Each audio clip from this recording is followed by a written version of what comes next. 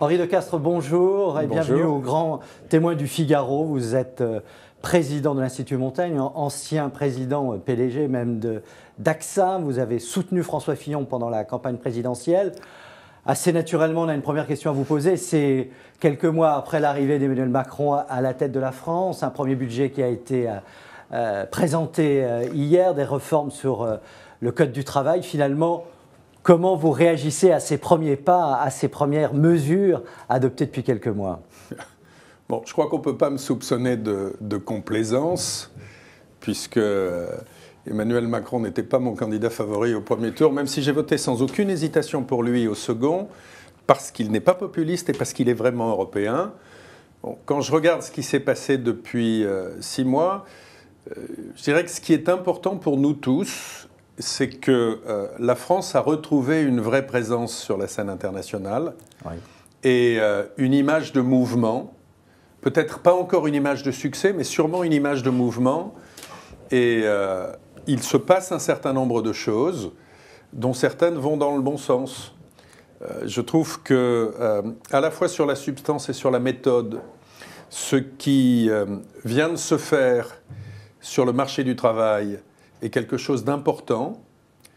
Je trouve que ce qui est en train de se dessiner sur la fiscalité, que j'appellerais de l'investissement et pas du capital, est également important. Je suis un peu plus réservé sur la maîtrise de la dépense publique parce que je pense que le fait que la conjoncture soit un peu meilleure donne quelques marges de manœuvre.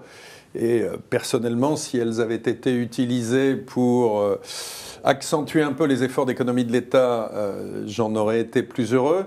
Mais je trouve que sur le marché du travail, sur l'investissement, sur l'éducation, il se passe un certain nombre de choses qui sont en train de remuscler, oui, ce compétiteur qui était la France et qui avait un peu décroché de la course, même assez sensiblement décroché de la course depuis quelques années. Donc plutôt des bonnes choses sur la réforme du Code du travail. On ne voit pas toujours pourquoi c'est si fondamental, une réforme du Code du travail ambitieuse. Qu'est-ce que ça pourrait changer pour le pays? Mais c'est fondamental parce qu'aujourd'hui, si nous voulons garder nos démocraties, il faut que nous ayons une classe moyenne, comme disent les économistes, qui soit stable dans ses perspectives économiques et qui puisse avoir le rêve que pour la génération suivante, les choses se passeront mieux. Ça repose en large part sur la capacité à avoir et à conserver un emploi, même si on doit à certains moments changer d'emploi et changer de qualification. Ça repose sur la capacité à avoir un système éducatif compétitif. Et ça repose sur la capacité des entreprises à entreprendre, oui, oui, et créer des emplois par l'investissement. Donc, la réforme du marché du travail, c'est un moyen de faciliter la vie des entreprises, la mobilité, entre guillemets, des travailleurs, la mobilité des qualifications. C'est un sujet sur lequel nous étions très en retard par rapport à nos voisins. Et en fait, par rapport à l'ensemble du monde, c'était un des sujets qui faisait que beaucoup de gens regardant la France et qui auraient pu avoir envie d'y investir disaient non, c'est trop compliqué, nous n'y comprenons rien, allons ailleurs. C'est un sujet qui bridait un certain nombre d'entrepreneurs français qui avaient envie de se développer et qui n'osaient pas à cause de ce qu'étaient les complexités. Oui, et sur ce qui se passe, eh bien, je trouve que l'équilibre auquel on aboutit est un équilibre qui va permettre de changer un certain nombre de choses, mais il ne faut pas se leurrer. Ça va mettre les acteurs sociaux en responsabilité de façon plus directe. C'est-à-dire qu'ils n'auront plus l'excuse de dire « nous ne pouvons pas avancer parce que c'est l'État ou c'est la loi qui nous en empêche ». Oui, d'accord. Vous parlez des partenaires sociaux, il y a eu quelques manifestations. Est-ce que vous avez le sentiment que cette volonté de réforme, parce qu'on peut parler de volonté de réforme depuis quelques mois, pourrait être, j'ai envie de dire, bridé en quelque sorte par une mobilisation dans la rue, ou vous n'y croyez pas? Écoutez, d'abord, quand on regarde les faits, on ne peut pas qualifier ces manifestations de succès. Deuxièmement, comme citoyen, moi je suis profondément troublé par les gens qui disent que dans un système démocratique, on peut mettre en cause le résultat du vote par la rue. Oui. Que dans des systèmes totalitaires, la rue soit le seul moyen de changer de système, peut-être. Mais que dans des systèmes démocratiques, dans lequel il y a des libertés publiques et dans lequel la règle fondamentale, c'est que chaque citoyen accepte le résultat du vote, même s'il se trouve dans la minorité. Expliquer qu'on ne l'accepte pas et qu'on va le remettre en cause par la rue, c'est refuser le fondement de la démocratie. Il ne faut pas jouer avec ça. Oui. Surtout aujourd'hui, dans un monde dans lequel les menaces n'ont pas cessé de s'accroître. Donc, moi, je crois que ce sont des réformes qui vont dans le bon sens, qu'elles étaient absolument nécessaires, qu'elles ne sont pas suffisantes. Vous pensez à quoi? Il en faut d'autres. Oui, lesquelles? Parce que la France est un peu comme un athlète qui a perdu sa performance et il faut que l'équipe de kinésithérapeutes qui s'en occupe le remuscle progressivement. Et le muscle droit du travail comme le muscle fiscalité de l'investissement sont des muscles importants, mais ne sont pas les seuls. Il y a le muscle éducation, il y a le muscle formation professionnelle, il y a le muscle dépenses publiques, par exemple, qui sont des muscles sur lesquels il faut encore travailler pour améliorer les choses. Sur certains de ces sujets, ça m'a l'air d'être plutôt bien engagé. Sur d'autres, je pense qu'il faut regarder, faire preuve de vigilance. On a peu de temps quand même, 5 ans, où il faut agir très vite, à votre avis. Est-ce qu'il y a un tempo à... Oui, mais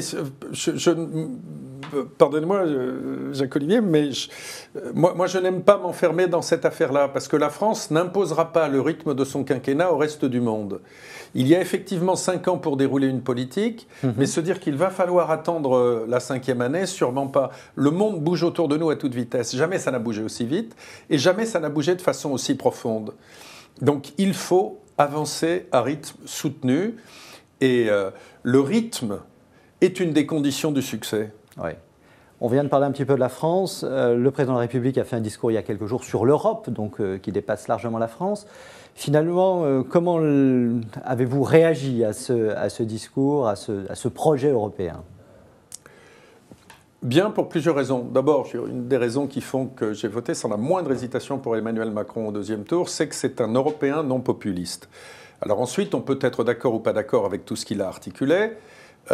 Tout de même, d'abord, c'est la première fois depuis longtemps qu'il y a une vision française mise sur la table, qui soit une vision complète sur ce que sont les challenges de l'Europe et ce que peuvent être des pistes de réponse. Alors il serait naïf de penser que les 10 grands chantiers ou les 10 grandes propositions qu'il a mises sur la table réuniront instantanément un consensus, mais au moins il y a une copie sur la table qui articule une vision et qui propose un chemin. La réponse européenne est la seule possible pour un très grand nombre de sujets et pour les démocraties que nous sommes. Le mérite de cette copie, c'est de proposer des pistes de solutions. Il va être intéressant de voir comment la discussion s'organise avec nos partenaires, notamment avec nos partenaires allemands. Et il ne faut pas sous-estimer ce que va être la complexité de cette discussion, parce que la construction de la coalition en Allemagne va être probablement plus compliquée que beaucoup de gens ne le pensaient il y a 10 jours. Et il faut aussi se dire que l'Europe ne se résume pas au couple franco-allemand. Il faut certes que nous nous entendions, mais ça n'est pas suffisant. Il y a un certain nombre d'autres grands pays qui ont voix au chapitre et qui vont sans doute nous le dire. Comment vous résumeriez cet enjeu européen aujourd'hui? Parce qu'à travers de cette politique, c'est quoi cet enjeu de demain pour l'Europe?